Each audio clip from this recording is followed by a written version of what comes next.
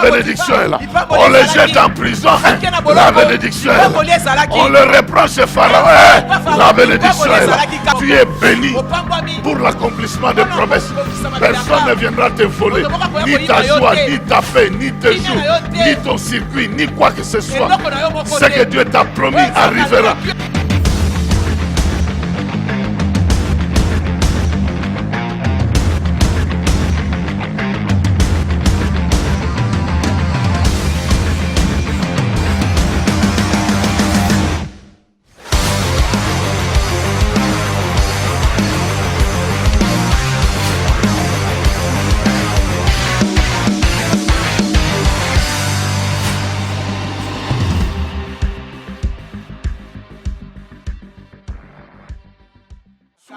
Il est très difficile d'attendre une promesse. Comment nous pouvons persévérer pour attendre une promesse? Lorsque nous sommes sur le chemin de la réalisation de cette promesse. Ça,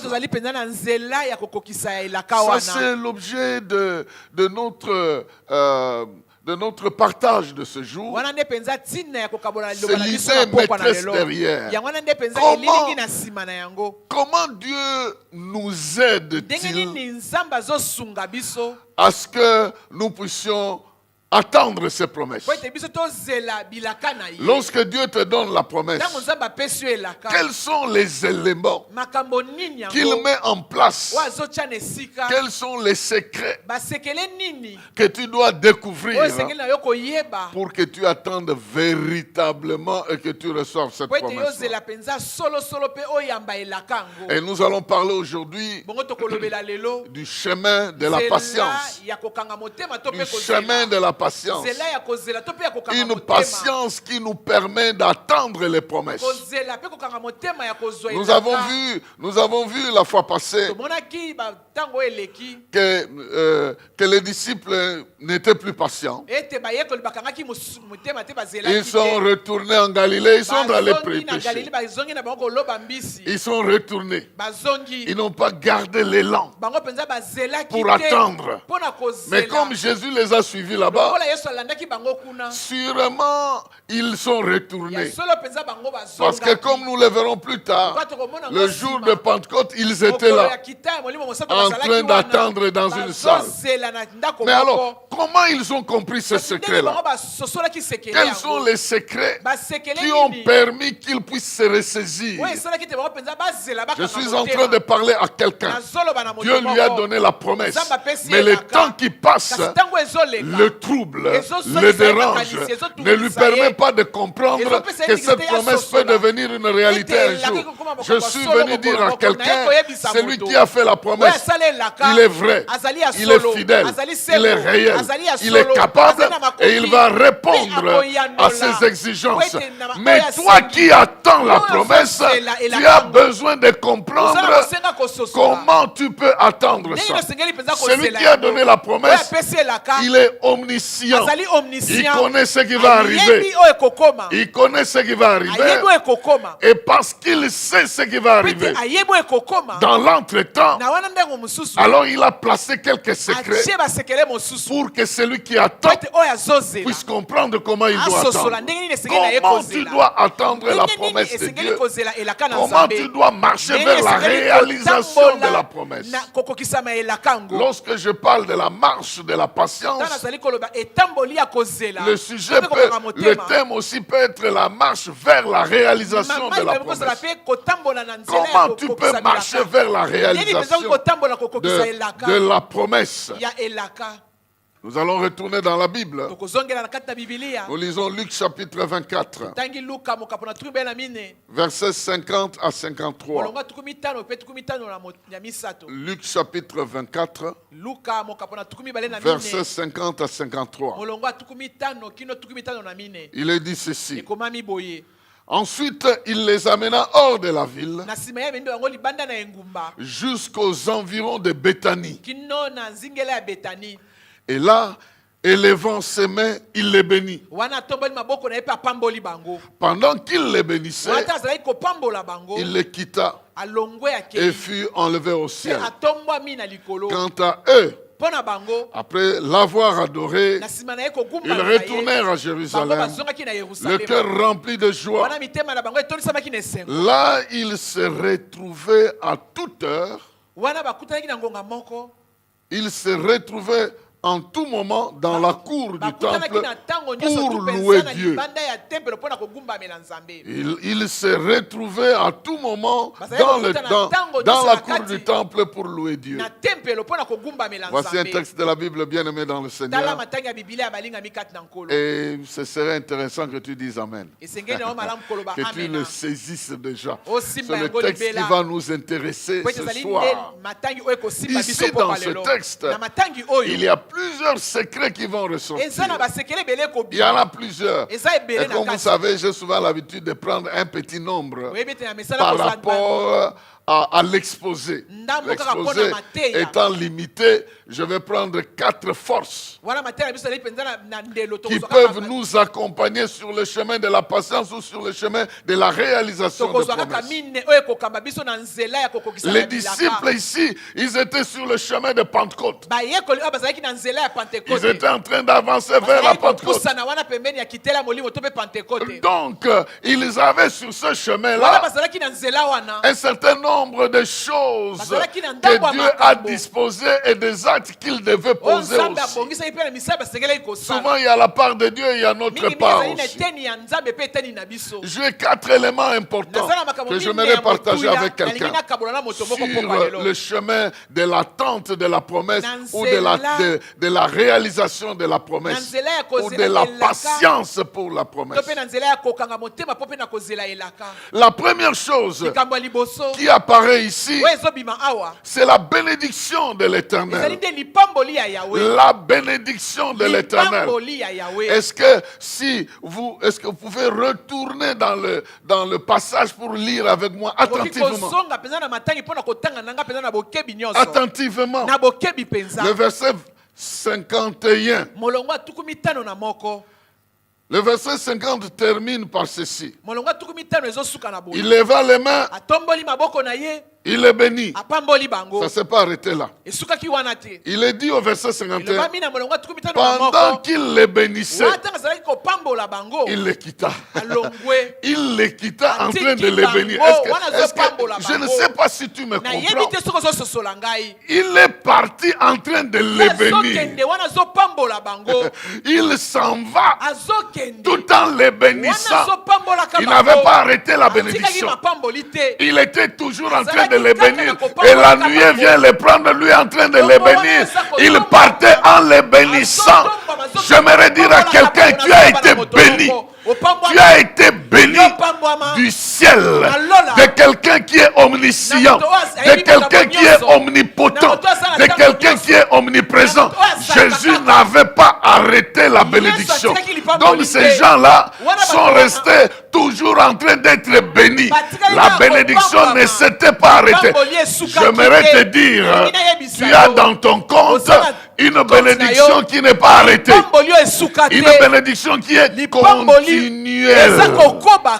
Tu as une bénédiction continuelle. J'aimerais que tu comprennes ça. La Bible dit, tout don parfait vient du ciel, du Père des Lumières. Les gens qui ont constaté ça, ce sont ceux qui ont vu Jésus partir. Il les bénissait. Que mon Père soit avec vous, que la grâce soit avec vous, que vous soyez toujours forts, que vous soyez fidèles, que vous soyez. Il est parti.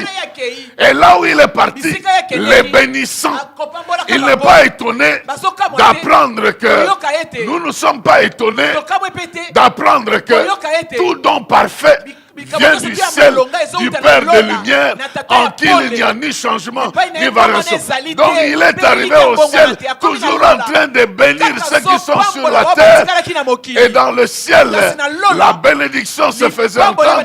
Sur la terre, la bénédiction devait régner.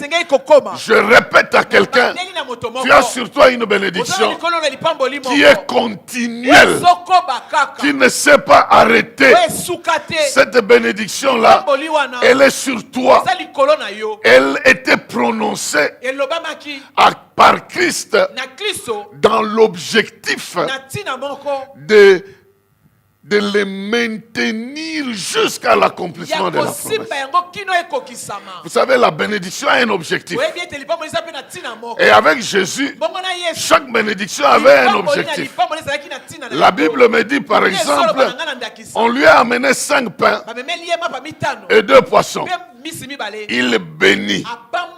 C'est-à-dire, cette bénédiction-là avait pour objectif de multiplier le pain pour résoudre le problème des 5.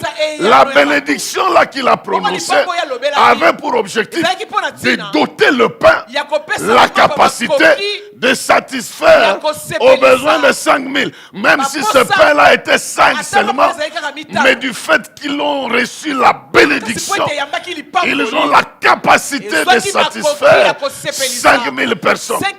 Ah, je suis en train de dire à quelqu'un, maintenant quand Jésus-Christ a fait la bénédiction à Emmaüs, il était avec 2 disciples. Ils sont entrés dans la maison. Ils lui ont donné du pain. Il n'a pas béni le pain pour que le pain ait le pouvoir de se multiplier pour nourrir son homme. Le pain avait pour objectif de leur ouvrir les yeux. Donc quand ils ont pris le pain, ils ont mangé. Ah, ils ont su que c'était Jésus et lui a disparu. Alors je suis en train de dire à quelqu'un, la bénédiction, elle a un objectif. Et ici, il les bénissait en leur donnant la capacité de ne jamais se perdre, de ne jamais se décourager, de ne jamais s'impatienter, d'avoir la force, quels que soient les problèmes, quelles que soient les difficultés, qu'ils aient la force de tenir le coup jusqu'à ce que le Saint-Esprit viendra les prendre en charge. Ah, je suis en train de bénir quelqu'un parce que c'est notre rôle aujourd'hui de nous tenir au nom de Jésus et de bénir quelqu'un. Tu es béni pour l'accomplissement des promesses. Personne ne viendra te voler, ni ta joie, ni ta paix, ni tes jours, ni ton circuit, ni quoi que ce soit.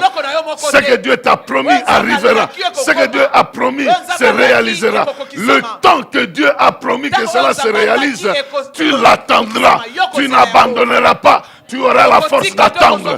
Ce mariage viendra, tu l'attendras. Ces enfants viendront, tu les attendras. Cette promotion viendra, tu l'attendras. Et tu l'attendras avec force. Et tu la recevras, je le déclare.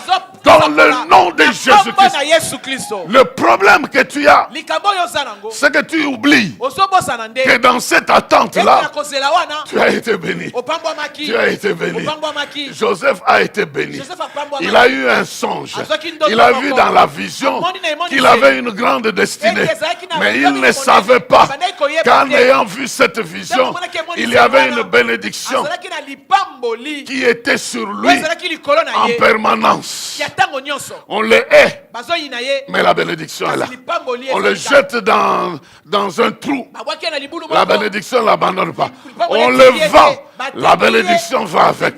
On l'emploie dans un travail, la bénédiction est là. On l'engage par Potiphar, la bénédiction est là. Il travaille chez Potiphar, la bénédiction est là. On le jette en prison, la bénédiction est là. On le reprend chez Pharaon, la bénédiction est là. Il retrouve ses frères, la bénédiction est là. Il est enterré, la bénédiction est là. Il retourne. Tu es béni.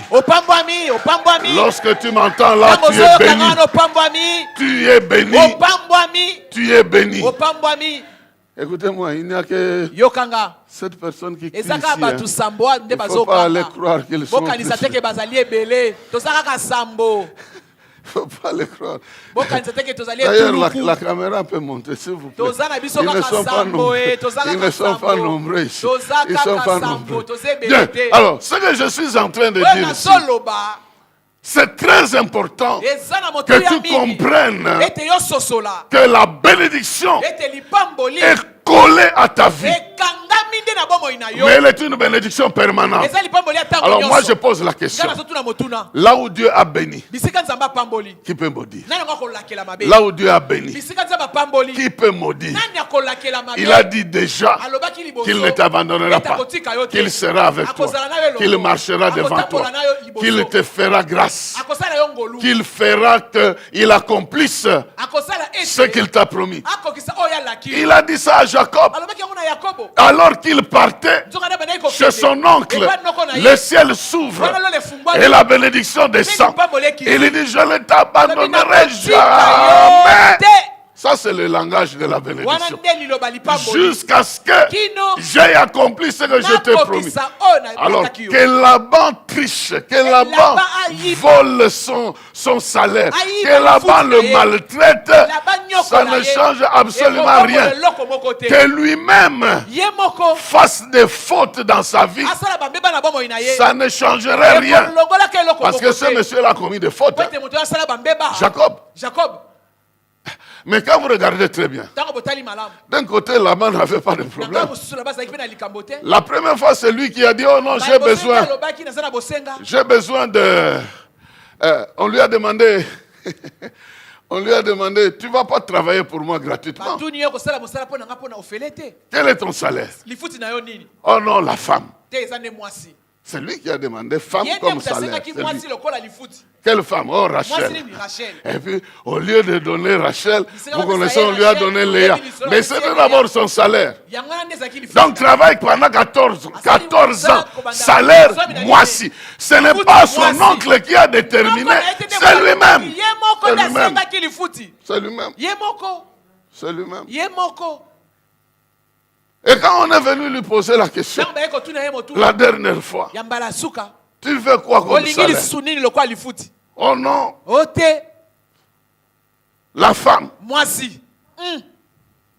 Oh. Donc, 7 ans fois 2.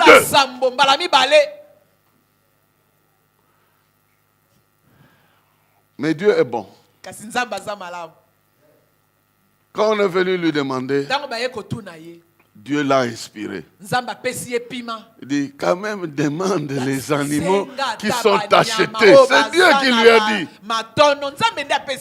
Parce qu'il est toujours là en train de demander les choses à la place du salaire. Mais comme il était attaché par la bénédiction, un vieux papa qui a bien mangé, dans sa vieillesse, tout ce qui lui reste, seulement manger. Isaac a très bien mangé. Et il a lâché la bénédiction croyant que chez Esaü, un petit là l'a reçu. Et en cours de route, Dieu a confirmé ces choses-là.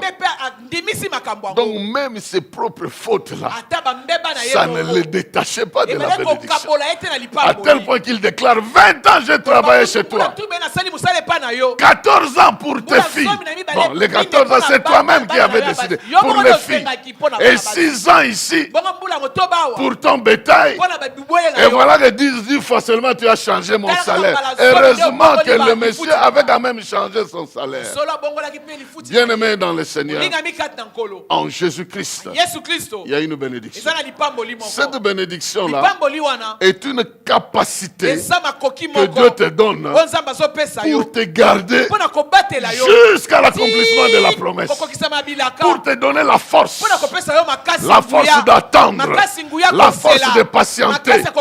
Elle est une bénédiction. C'est pourquoi plusieurs personnes qui ont oublié la bénédiction, ils ont commis des fautes. Mais Joseph savait qu'il était béni. Alors que la femme de Potiphar lui a proposé des choses, il a refusé, dit, moi, jamais. Il y a quelque chose qui tourne en moi, qui est de loin plus précieuse que tout le reste. Je dois rester en communion avec celui qui m'a donné la bénédiction. Que Dieu te bénisse. Et je déclare que tu es béni. Et parce que tu es béni, Dieu marchera avec toi jusqu'à ce que ce qu'il t'a promis, s'accomplisse. Alors je vais voir comment coronavirus va enlever ça. Il ne va jamais enlever ça. Il ne va jamais enlever ça. Parce que ce mariage-là, tu l'auras. Et puis cette bénédiction-là, cette mission-là que Dieu t'a donnée, ce ministère-là, tu vas l'accomplir. Tu l'accompliras parce que tu es béni. La Bible dit, nous avons été bénis de toutes sortes de... Voilà. Parce que nous avons plusieurs objectifs dans notre vie. Bénédiction. Bénédiction. Donc dans tous les sens de ta vie, nous sommes bénis de toutes sortes de bénédictions spirituelles en Jésus-Christ. Des bénédictions matérielles, des bénédictions spirituelles, des bénédictions mentales même. Même au niveau de nos sentiments, de nos émotions, de notre intelligence. Tout ça, nous avons des bénédictions qui cadrent avec les différents aspects de notre vie. Que tu vives cela et que tu réalises. Donc sur le chemin, tu es béni. Et quiconque te maudit, sa bénédiction sera sans effet. Parce que celui qui t'a béni, il t'a déjà béni. J'étais en train de discuter avec... un monsieur qui disait, oui, mais vous les Noirs, vous êtes maudits à partir de le monsieur là qui était ivre là, le monsieur là Noé. Il a maudit son enfant, c'est celui qui est l'ancêtre des Noirs. Je lui ai dit, même alors, quand ils sont sortis de l'arche, qu'est-ce que Dieu leur a dit? Vous êtes bénis. Multipliez-vous. Maintenant, cette bénédiction va être changée par un soulard. Ça, c'est son problème. D'ailleurs, il a dit, tu seras le serviteur des autres. C'est ça sa malédiction. Et puis Jésus vient et il dit, si vous voulez être plus grand, soyez le serviteur des autres. Où est la malédiction là-bas? Laissez de côté ces histoires-là. Laissez-moi entrer dans la deuxième chose. La deuxième source de la force. La Bible dit, ils l'ont adoré. Ils l'ont adoré. Pendant qu'il le bénissait, il l'adorait. Oh, bien-aimé dans le Seigneur. Ici, l'adoration veut dire la concentration de tous les intérêts qu'on a. Et l'amour, et les sentiments, et les pensées, et tout ce que nous avons concentré sur une personne. Il n'avait personne d'autre que celui qui les bénissait. Il n'avait de soutien que dans celui qui les bénissait. Il n'avait l'espoir que dans celui qui les bénissait. Il pouvait compter que dans celui qui les bénissait. Et celui qui les bénissait, il était en train de partir. Et la meilleure façon de lui démontrer qu'ils étaient attachés à lui, c'est de lui donner tout leur temps, tout leur amour, toute leur pensée, toute la force. Dans Matthieu chapitre 21, versets 15 à 17. Ici, Jésus entre à Jérusalem. Il chambarde les gens dans le temple. Et puis, un certain nombre d'enfants commencent à crier. Hosanna! Hosanna! Au fils de David. C'est-à-dire, il reconnaissait en lui le Messie qui devait venir. Le verset 15 dit ceci. Nous sommes dans Matthieu 21. Le verset 15. Quand les chefs des prêtres et les spécialistes de la loi virent les miracles extraordinaires qu'il venait d'accomplir, quand ils entendirent les cris des enfants dans la cour du temple, Hosanna au fils de David, ils se mirent en colère. Et ils lui dirent, tu entends ce qu'il crie? Sous-entendu, tu entends qu'ils crient que c'est à un Dieu qu'ils doivent crier. Est-ce que toi tu as entendu ça? Parfaitement leur répondit Jésus. Et vous, n'avez-vous donc jamais lu cette parole de la bouche de tout petit et de celle des nourrissons? L'Éternel a tiré la louange. Puis il les laissa et quitta la ville pour se rendre à Béthanie, où il passa la nuit. Les enfants ont crié dans le temple. Jésus est resté. Il a guéri les malades. À cause des cris, à cause de la louange, il a chassé les vendeurs. Mais dans le temple, il y avait des extropiés, il y avait des malades. Il est allé les trouver, eux. Ils ne pouvaient pas faire des affaires. Ils n'avaient rien. Ils étaient dans le temple, supposant qu'on pouvait traiter leurs problèmes. Mais l'argent avait pris le dessus. Le commerce avait pris le dessus dans le temple, dans l'église.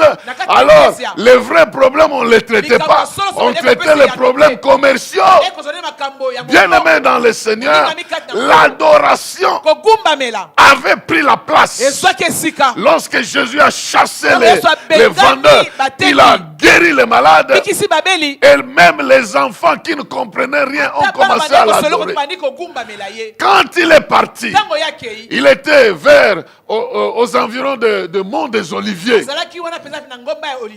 D'autres évangélistes comme Marc, il est en train de dire, Marc est en train de dire, il y avait quelques-uns qui doutaient pendant qu'ils étaient là. Mais lui les a bénis et ils l'ont adoré. Bien-aimé dans le Seigneur, si tu patiemment, si tu veux recevoir ce que Dieu a promis, deviens simplement et purement un vrai adorateur. L'adorateur prouve trois choses. La première chose, l'adorateur veut dire que tu me donnes, que tu ne me donnes pas, je t'aimerai toujours. Parce que tu es plus important que la chose que je suis en train d'attendre. Donc ta personne est plus importante. Je n'adore pas la chose, mais c'est toi que j'adore. Que tu me donnes, que tu ne me donnes pas, moi je serai attaché à toi. Tu seras la raison pour laquelle je vis. C'est ça le langage de l'adoration. Et la Bible dit, le Père, il cherche de vrais adorateurs, ceux qui l'adorent en esprit et en réalité, en vérité. Ils l'ont placé comme l'objectif de leur vie, la raison de leur vie, et non pas une source de production ou de satisfaction quelconque. Non, Dieu, pour un adorateur, Dieu c'est tout pour lui.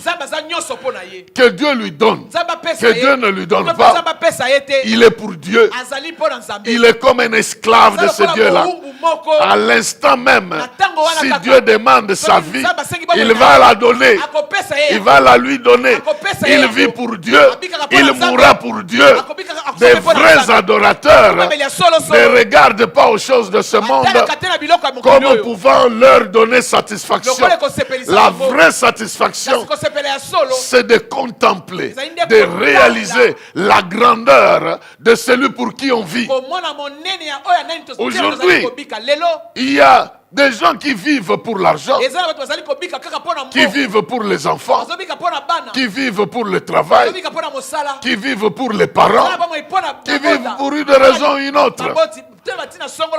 Mais la vraie vie, elle est celle qui est consacrée pour le Seigneur et le Créateur. Et c'est cette adoration-là qui fait que tu es attaché pour toute ta vie. Ce qui est plus important, c'est celui à qui tu appartiens. Ils lui ont dit, pendant qu'ils partaient, même s'ils n'ont pas parlé, mais ils se sont agenouillés.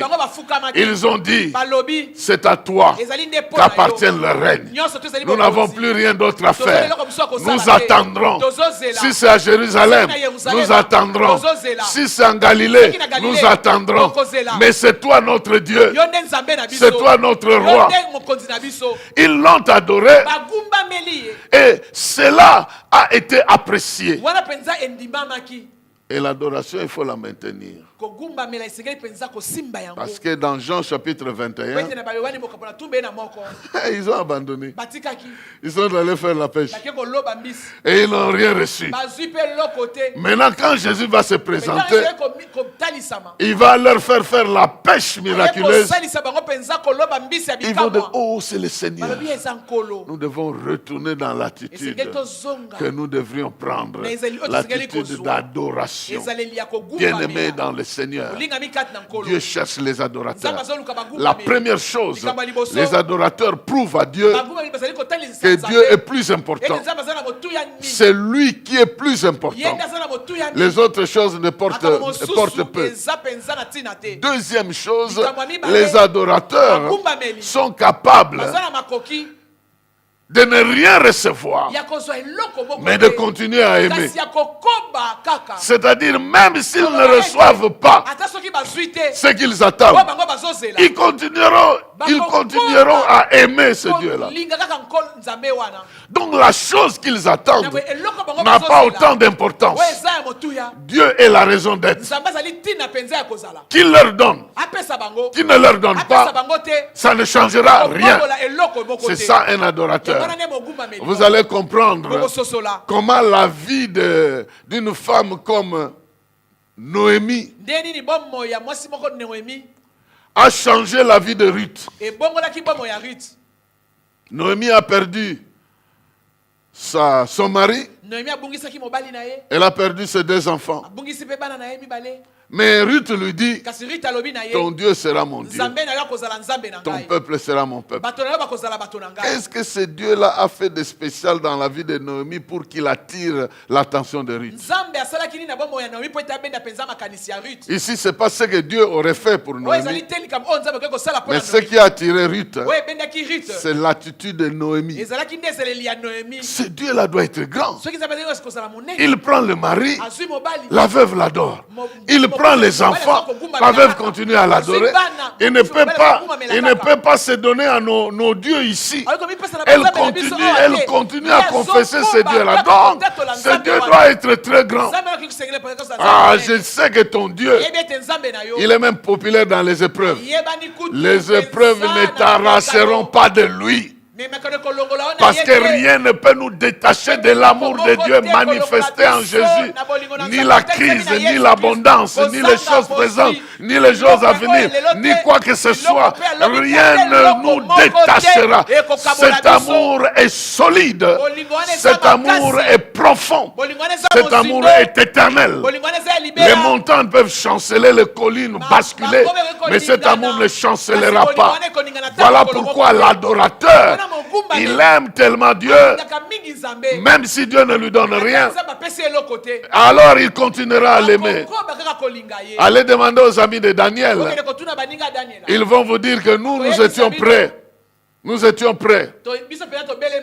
Parce qu'on nous a demandé de choisir d'adorer la statue de Nabucodonosor ou d'entrer dans le feu. Mais nous avons dit, nous on entre dans le feu. Nous aimons tellement notre Dieu que nous préférerons mourir en train de l'adorer dans le feu plutôt que de vivre en train de nous agenouiller devant les idoles. Nous préférons mourir dans le feu en train de dire Alléluia. Mais quand ils sont déjà bénis, ils entrent dans le feu, mais le feu perd de pouvoir. Comme il est écrit, quand tu passeras dans le feu, les flammes ne t'embraseront pas. Qu'il en soit ainsi dans la vie d'un vrai adorateur. Les choses que tu attends ne doivent pas changer ton attitude. Tu ne dois pas devenir la troisième chose. L'adorateur ne murmure pas. Il ne mesure jamais l'amour de Dieu par rapport aux choses. Il ne peut pas mesurer l'amour de Dieu par rapport aux choses qu'il attend. Oh non, comme Dieu ne m'a pas donné, donc il ne m'aime pas. Ça c'est très grave. Ça c'est très grave. La Bible dit, si Dieu qui nous a aimés nous a déjà donné son Fils, Jésus-Christ, pour mourir, comment ne nous donne n'aimera-t-il pas autre chose? C'est-à-dire, ce qu'il avait de meilleur, c'est Christ, il a donné. Maintenant, toi, c'est Christ qui t'a changé. Maintenant, parce qu'on ne t'a pas donné, je ne sais pas ce que tu attends là, tu commences à juger l'amour de Dieu par rapport à cette chose-là. Un adorateur ne fait jamais ça.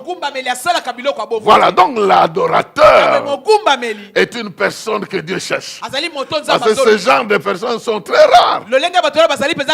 Et même les disciples au départ là-bas, franchement, ils ont abandonné Jérusalem. Ils sont allés de l'autre côté. Si vous voulez rester, moi je m'en vais. Et puis ils sont partis, ils ont commencé à faire la pêche. Et ce n'est pas la première fois. Je suis sûr qu'ils sont restés encore faire ça. Donc la Bible ne raconte pas ça. Mais ce qui est vrai, c'est que Dieu cherche des adorateurs. Ceux-là qui croient en Dieu, qui l'aiment de tout leur cœur et qui savent que s'ils vivent, c'est pour Dieu qu'ils vivent. Même s'ils doivent mourir, c'est pour Dieu qu'ils mourront. Alors si tu vis pour Dieu et que toute ta vie tu l'as consacrée pour Dieu et que la mort, tu mourras aussi pour lui. Alors qu'est-ce qui viendra précipiter ta mort? Les moustiques ou le virus? Non. Parce que ta vie et ta mort sont pour Dieu. Maintenant, qu'est-ce qui viendra précipiter ça? Rien. Rien. Bien-aimé dans le Seigneur, l'Église a besoin d'adorateurs. Des gens qui restent fermes. Ça bouge à gauche, à droite. Ils ne sont pas là en train de dire je vois rien, rien ne marche, rien, ça ne tourne rien et tout ça. Mais quand tu commences à lui poser des questions précises là, il y a quand même quelque chose qui marche là, il y a quand même quelque chose. Il est quand même en train de respirer, il est quand même en train de vivre. Voilà. Donc, deuxièmement, c'est l'adoration. Pendant que nous l'adorons, la force augmente. Parce que l'adoration est une expression de notre foi, est une expression de notre attachement, est une façon de nous laisser brancher à Dieu, quel que soit le danger. Et nous sommes présents, même dans les dangers. Alors lui nous suit dans ces dangers-là. Il nous suivra dans ces dangers. Si c'est dans une prison comme Joseph, il va te suivre. Si c'est dans la fournaise, il va te suivre. Les gens verront la quatrième personne en train d'être avec toi. Tu ne seras jamais seul. Jamais seul. Je dis bien jamais seul. Un, tu es béni d'une bénédiction continuelle, d'une bénédiction multiforme. De deux, il y a quelqu'un qui est avec toi. Celui que tu adores, il est avec toi. Parce que l'adoration provoque son siège. Il met son trône là où il est adoré. Et si ton corps est le temple du Saint-Esprit et que ta vie, tu passes du temps à l'adorer, il y aura un trône là-dedans. Il y aura un pouvoir qui va se manifester au travers de ta vie. Oh, qu'il en soit ainsi. Troisième chose, nous trouvons ça toujours dans le passage là. Notre premier passage que nous avons lu. Il est écrit, verset 52, quant à eux, après l'avoir adoré, ils retournèrent à Jérusalem, le cœur rempli de joie. Ils ont obéi pour rester là où il fallait rester. C'est obéir avec joie. La joie qui accompagne l'obéissance. La joie d'être à Jérusalem. Il dit, ils sont rentrés à Jérusalem avec joie. Avec joie. Pour un vrai adorateur, l'adoration produira toujours la joie dans ta vie. Et la joie d'être là où Dieu t'a demandé d'être et de faire ce qu'il t'a demandé de faire, même si ça te coûte cher. même si ça te coûte cher, obéir volontairement et obéir avec joie, c'est ce qui est un secret. Rester dans l'obéissance avec joie, parce que c'est Dieu qui me le demande. Un grand secret, ces gens comme ça, ils ne se découragent jamais. Ils ont la joie d'être là où Dieu a demandé qu'ils soient. Ils donnent avec joie. Ils demeurent là où Dieu veut qu'ils demeurent avec joie.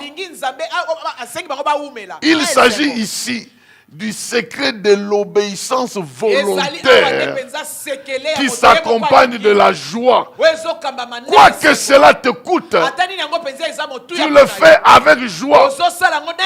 Il y a des choses que nous découvrons que les gens ne font pas avec joie. Si nous rentrons dans l'histoire de la veuve de Sarepta, en tout cas, elle a fait ça sans la joie. Sa joie est venue après. Elle donnait la nourriture à l'homme de Dieu. Elle le faisait parce que l'autre l'a obligé. Elle le faisait. Un jour, son fils tombe malade. Mais quand son fils tombe malade, elle veut dire, mais comment tu viens me rappeler les souvenirs de ma vie? C'est quoi cette histoire? Quand Élie va ressusciter l'enfant, c'est en ce moment-là qu'elle a eu la joie. Et maintenant je vois que la parole de l'Éternel dans ta bouche s'accomplit. Mais toutes les semaines ici que tu as mangé avec la nourriture qui ne s'est pas terminée, la parole ne s'était pas accomplie. Bien-aimés dans le Seigneur, la Bible nous prévient. Elle veut que nous puissions obéir volontairement avec joie. Il y a un passage qui dit ceci. Proverbe 28. Le verset 9. Elle dit, si quelqu'un se détourne pour ne pas écouter la loi, sa prière même est en horreur à Dieu. Donc si quelqu'un est désobéissant, volontairement, avec un cœur endurci, il a des problèmes. Parce que sa prière devient comme une abomination. Et Dieu se dit, toi qui me poses ce problème ici, toi-même tu n'es pas en mesure d'obéir à ma parole. C'est comme quelqu'un qui dirait faussement, pardonne-nous nos offenses, comme nous pardonnons aussi à ceux qui nous ont offensés. Imaginez-vous quelqu'un qui dit ça. Il a plein de gens qui l'ont offensé à qui il n'a pas pardonné. Et puis il dit, pardonne-nous nos offenses comme nous pardonnons. C'est dans ce sens-là que nous devons obéir avec joie. L'obéissance volontaire avec joie. Pourquoi? Parce que c'est Dieu qui a dit ça. En fait, n'obéissent totalement et volontairement que de vrais adorateurs. Mais l'obéissance doit être vécue avec joie, même si ça peut faire mal. Vous connaissez le roi Saül qui a été disqualifié? Dans 1 Samuel chapitre 15, versets 22 à 23. 1 Samuel chapitre 15, versets 22 à 23. Nous dit, Samuel lui dit alors, les holocaustes et les sacrifices font-ils autant plaisir à l'Éternel que l'obéissance à ses ordres? Non, car l'obéissance est préférable au sacrifice. La soumission vaut mieux que la graisse de bélier. que vous répandez sur l'autel. Car l'insoumission est aussi coupable que le péché de divination. Et la désobéissance est aussi grave que le péché de l'idolâtrie. Puisque tu as rejeté les ordres de l'Éternel, lui aussi te rejette et te retire la royauté.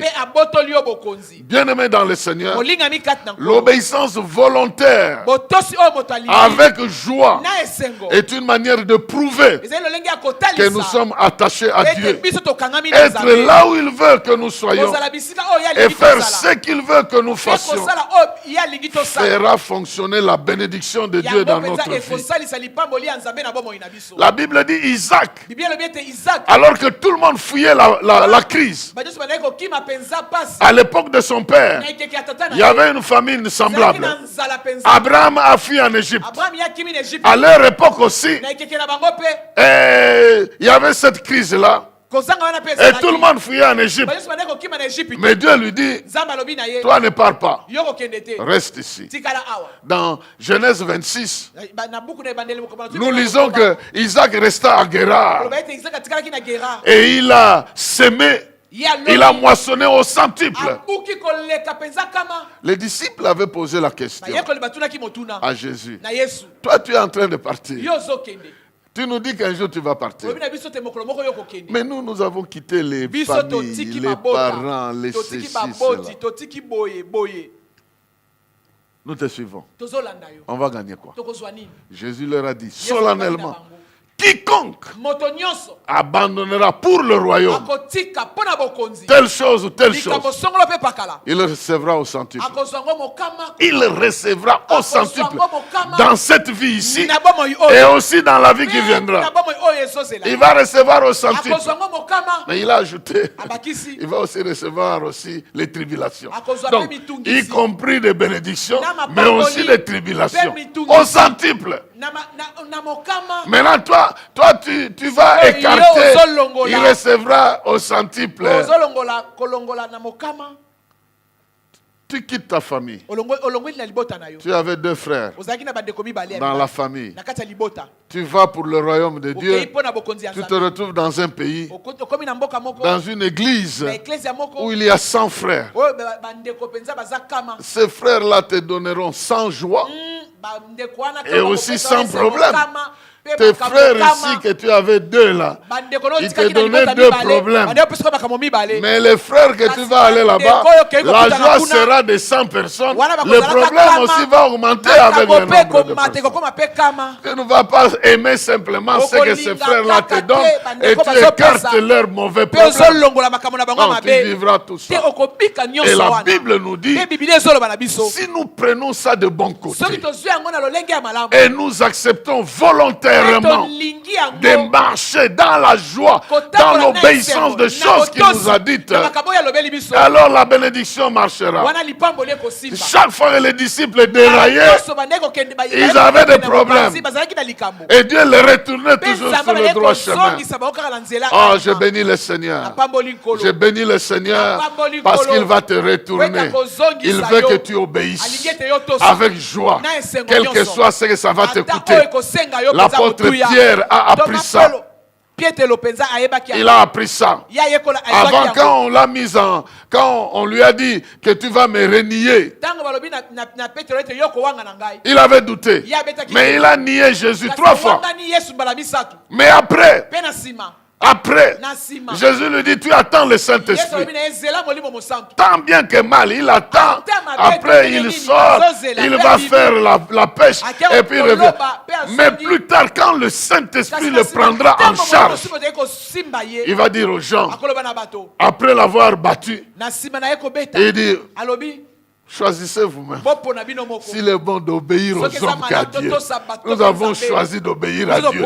On le jette en prison. Il disparaît de la prison. Pourquoi? Parce que la royauté est là. La royauté est là. Samuel a dit à Saül, parce que tu t'es dérouté, la royauté est enlevée. Mais si tu obéis, la royauté est là. Tu es le fils du roi. Tu tu respires la royauté dans l'obéissance et la loyauté au roi, l'onction va descendre dans ta vie et tu marcheras dans la victoire. Bien-aimé dans le Seigneur, Jésus même a dit, ça ne suffit pas d'appeler Seigneur, Seigneur. Non, il faut aussi obéir à ce Seigneur-là. Il faut obéir à ce Seigneur. Alors, bien-aimé, nous avons tout intérêt à marcher dans l'obéissance. L'obéissance avec joie. La quatrième chose, il est écrit qu'ils ont pris l'habitude d'aller prier dans le temple. Ils ont pris l'habitude. Ils ont changé d'habitude. Ils avaient l'habitude d'aller faire la pêche. Maintenant, ils prennent l'habitude. Ils prennent l'habitude de faire la prière, d'établir la relation avec Dieu, de le chercher, de demander, de frapper, de chercher. Ils ont décidé, la Bible dit, de temps en temps, ils ont commencé à aller dans les temples pour faire la prière. Ça demandait le courage. Parce qu'ils se cachaient pour qu'on ne le voit pas. Mais dans les temples, parce qu'à ce moment-là, on ne pouvait pas prier ailleurs. On devait prier nécessairement dans les temples. C'est dans les temples qu'il faut prier. Ils entraient dans les temples pour aller prier. Parce que c'est là le lieu de prière. Il était écrit, ma maison sera la maison de prière. Ils se sont engagés à s'habituer à la vie de la prière. Bien aimé dans le Seigneur, la prière est capitale. Elle est très importante dans la vie d'un chrétien, de celui qui attend les promesses. Parce que dans la prière, Dieu te fortifie. Dans la prière, Dieu te parle. Dans la prière, Dieu te visite. Dans la prière, Dieu augmente ta foi. Dans la prière, Dieu te révèle des choses. Il est écrit, invoque-moi et je te répondrai. Je t'annoncerai des choses cachées que tu ne connais pas. Nous avons donc besoin de prendre une habitude dans la prière, de prendre un programme régulier dans la prière. C'est dans ce cas-là qu'ils ont commencé à patienter. Et pendant la prière, ils s'exhortaient et les jours passaient et ils continuaient à prier jusqu'à ce que le temps de la Pentecôte les a trouvés dans une maison en train de prier. Bien-aimé, n'abandonne pas la prière. Développe une vie personnelle de prière. Avance auprès de ce Dieu. Commence à lui parler. Même si tu ne sais pas comment on prie. Parle comme si tu parlais à quelqu'un que tu vois. Dis-lui des choses et tu seras surpris. Il va te répondre parce qu'il est omniprésent. Il est présent. Tu peux l'adorer le matin. Avoir la joie d'obéir à toutes les choses. Mais n'oublie pas, il est écrit. Il est écrit dans Philippiens, chapitre 4, verset 4 à 8. Réjouissez-vous en tout temps de tout ce que le Seigneur est pour vous. Donc, ayez la joie parce que Dieu est ce qu'il est pour vous. Oui, je le répète, soyez dans la joie. Faites-vous connaître par votre amabilité envers tous les hommes parce que le Seigneur est proche.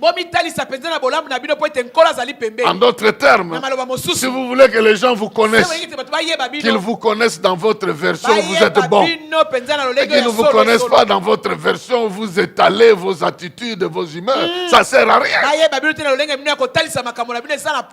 Ne vous mettez pas en souci pour rien. Mais en toutes choses, exposez vos besoins à Dieu.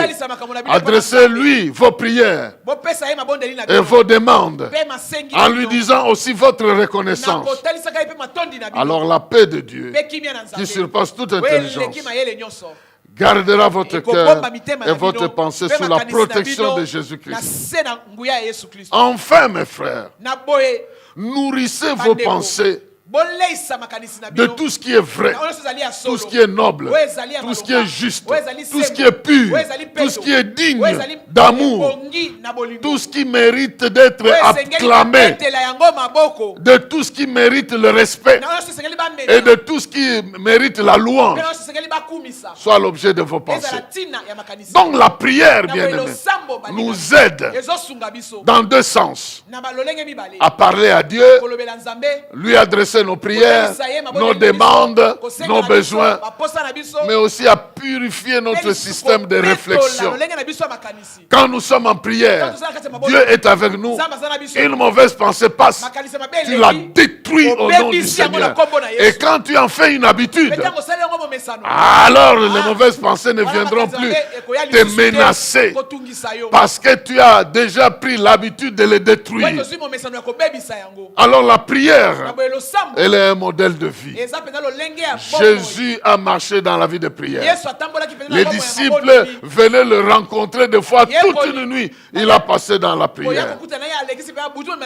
Une manière de dire à Dieu: nous lui faisons confiance. Sans lui, nous ne sommes rien. Mais c'est auprès de lui que nous aurons ce dont nous avons besoin. Alors, est-ce que quelqu'un est en train de comprendre les sources de la force sur le chemin de la réalisation des promesses? Sur le chemin de la Pentecôte, les disciples savaient qu'ils avaient une bénédiction. Les disciples savaient qu'ils devaient garder le cap de l'adoration. Les disciples savaient qu'ils devaient marcher dans l'obéissance. Et les disciples savaient qu'ils devaient maintenir un nouveau rythme de prière. Et ce rythme de prière devait le garder dans la foi et dans la force d'attendre la promesse.